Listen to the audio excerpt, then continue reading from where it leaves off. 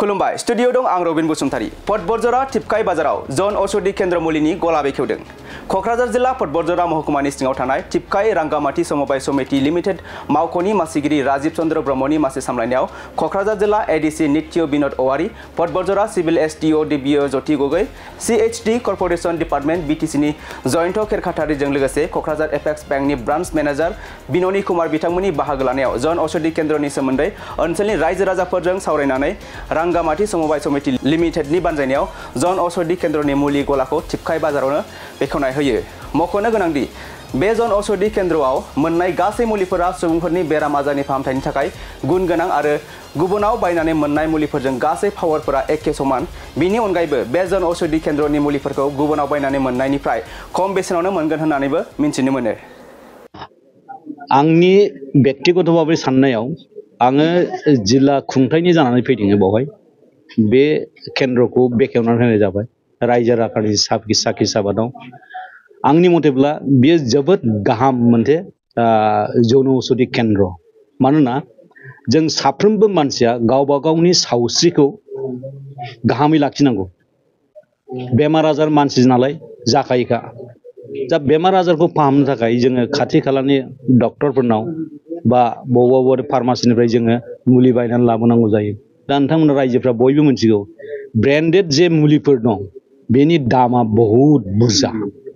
दा बे प्रधानमन्त्री भारतनि प्रधानमन्त्रिया बे मोनसे आसनि प्रधानमन्त्री भारतीय जन औषधि केन्द्र बेनि गेजेरजों जे ब्रेन्डेड कम्पानि दामि दामि कम्पानिफ्रा दामि दामि मुलि जे बानायदों बे एखे रोखोमनि जेनेरिक मेडिसिन जेनेरिक माने बै ब्रेन्डेडजों एखे धरननि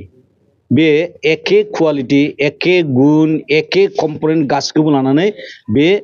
मेडिसिनफोरखौ मुलिफोरखौ बानायनाय जादों आरो बेयो जाहैबाय सरकारा मानो खालामदों भारतआ मोनसे कल्याणकामि राष्ट्र सुबुं अनफावरि हादोर सुबुंफोरनि कल्याणनि खामानि मावनायानो सरकारनि बिबान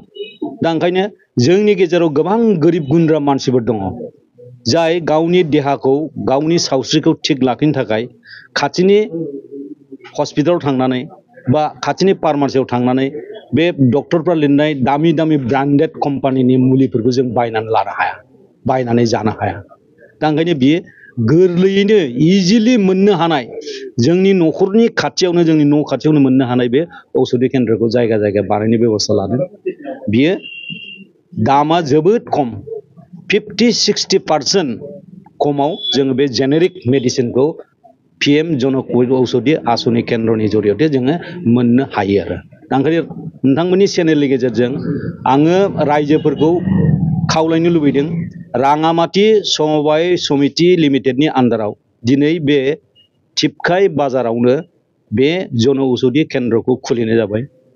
रायजो नोंथांमोना बहाय फैनानै गावबा गाव जे रोखोमनि मुलि नांगौ